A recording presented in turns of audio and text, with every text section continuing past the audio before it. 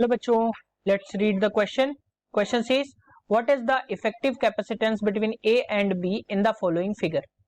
Four options given. Option A says 1 microfarad, option B says 2 microfarad, option C says 1.5 microfarad and option D says 2.5 microfarad. बच्चों यहाँ पे बात करेंगे हम इसके सॉल्यूशन की, और सॉल्यूशन में सबसे पहले हम बच्चों यहाँ पे देखेंगे इसका की कॉन्सेप्ट.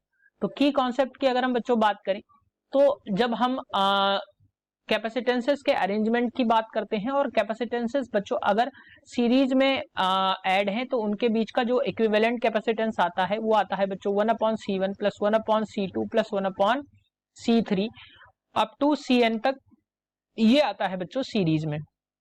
और अगर मैं बात करूं बच्चों कैपेसिटेंसेस को पैरेलली अगर रखा गया है तो पैरेलली में इक्विवेलेंट कैपेसिटेंस जो आता है वो आता है बच्चों C1 plus C2 plus C3 up to Cn तक, और ये आता है बच्चों पैरेलल के केस में.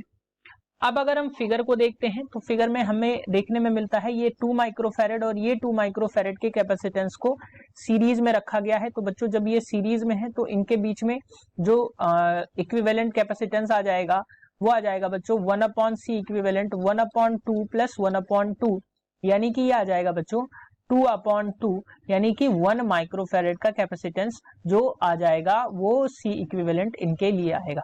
यानी कि इन दोनों के वजह से जो इक्विवेलेंट कैपेसिटेंस आएगा वो 1 माइक्रोफैरेड का आएगा. सो अब अगर हम इस फिगर को शॉर्ट आउट करके बनाएं तो हमें क्या मिल जाएगा बच्चों, A और B के बीच में यहाँ पे जो कैपेसिटेंसेस मिल रहे हैं वो मिल रहे हैं बच्चों, एक तो ये आपको 1 माइक्रोफैरेड का मिला इक्विवेलेंट कैपेसिटेंस, और एक 1 माइक्रोफैरेड का बच्चों पहले से है. अब ये एक दूसरे से पैरेलली कनेक्टेड है. तो बच्चों पैरेलल में क्या होता है, इन दोनों का कैपेसिटेंस डायरेक्टली ऐड हो जाएगा.